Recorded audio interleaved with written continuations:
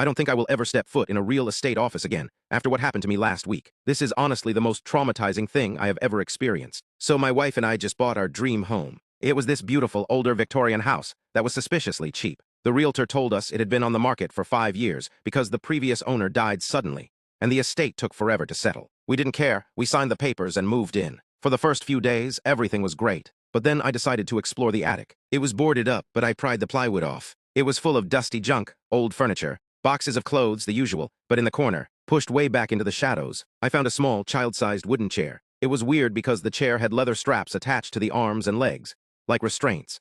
I got a really bad vibe, so I called my wife up. She took one look at it and turned pale. She said, "I've seen this chair before." I laughed and said, "What, in a horror movie?" She didn't laugh. She walked over to a dusty box nearby and pulled out a small, red stuffed bear. She started crying. She pressed the button on the bear's paw, and it played a distorted, low-battery version of Twinkle, Twinkle, Little Star. She looked at me and whispered, "This was my bear. I lost it when I was 6. We called the police immediately. They ran the address. It turns out, this house wasn't just owned by some random guy.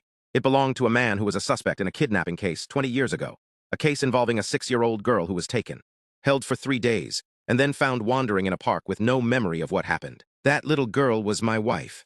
She didn't just buy a random house. Her subconscious drew her back to the place where she was held captive. We had accidentally moved into the house of the man who kidnapped her.